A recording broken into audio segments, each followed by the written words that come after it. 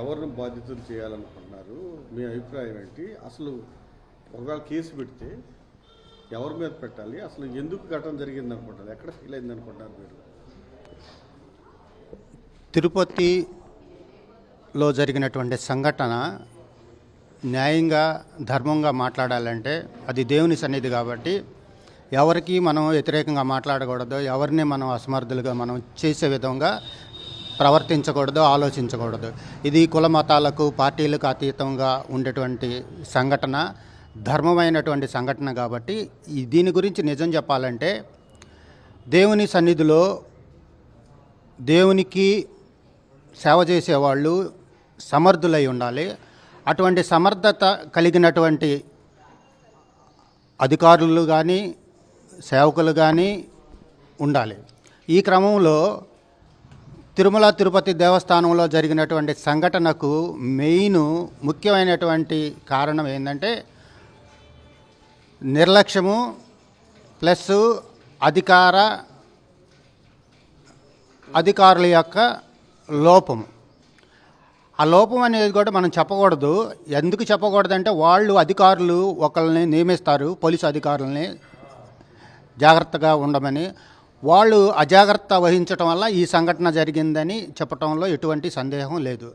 దీనికి అధికారులు నియమించినటువంటి సేవకులే బాధ్యులవుతారు. వారితో పాటు ఎవరైతే సమర్థులని నియమించారో వారు ఖచ్చితంగా దీనికి సంబంధించినటువంటి శిక్ష అనుభవించాలి. వీళ్ళని నియమించినటువంటి అధికారులు కూడా దీనికి బాధ్యత వహించాలి. ఈ విధంగా బాధ్యత వహించాలంటే వారికి పనిష్మెంట్ తప్ప ఇంకా వేరే మార్గం అనేది లేదు. ఈ విధంగా ఇటువంటి సంఘటనలు జరగకుండా ఉండాలంటే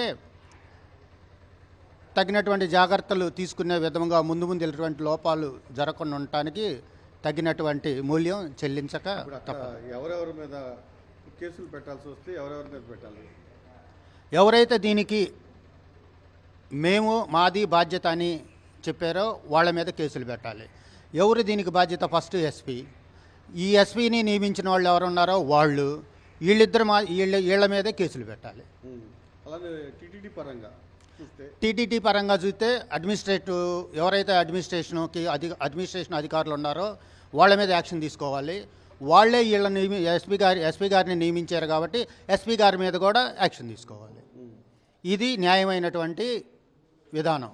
ఎందుకంటే చట్టపరంగా చూసుకున్నా లేకపోతే ధర్మపరంగా చూసుకున్నా ఇది మాత్రం ముమ్మాటికి నిజం. ఎందుకంటే చట్టంలో ఏం చెబుతుందంటే పనివాడు తప్పు చేసినా కానీ అధికారి బాధ్యుడవుతారు అని చెబుతున్నాడు. ఒక అధికారి ఒక సర్వెంట్ని, ఒక ఎస్పీ గారిని పనివాడిగా నియమించుకుంది. ఈ పనివాడిగా నియమించుకున్న క్రమంలో ఈ పని చేసే వ్యక్తులు సరిగా పని చేయలేదు కాబట్టి దీనికి బాధ్యత యజమానులు వహించాలి. కాబట్టి ఇద్దరికి పనిష్మెంట్ అనేది ఉండాలి. ఇద్దరి మీద తగినటువంటి చర్యలు తీసుకోవాలి.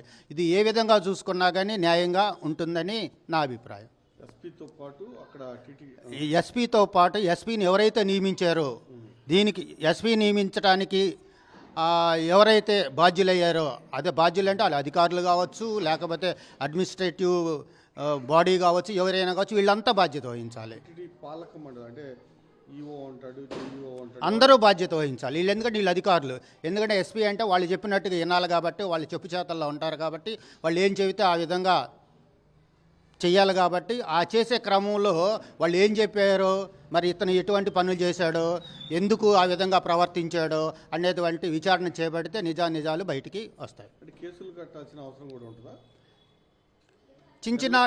చిన్న వాటికే కేసులు కట్టే క్రమంలో ఇంత పెద్ద సంఘటన జరిగినప్పుడు కేసులు కట్టడంలో మాత్రం న్యాయమని అనుకుంటున్నాను. కేసులు కట్టే విధంగా ఉంటేనే బాగుంటుంది. ఇలాంటి సంఘటనలు జరగకుండా ఉండాలని ఉంటాయని అనుకుంటున్నాను. నిర్లక్ష్యానికి సంబంధించి కేసు నమోదు చేస్తే ఎవరి మీద చేయాలి? ఫస్ట్ ఎస్పీ గారి మీద చేయాలి. తర్వాత ఎస్పీ గారిని ఎవరైతే నియమించారో వాళ్ళ మీద చేయాలి.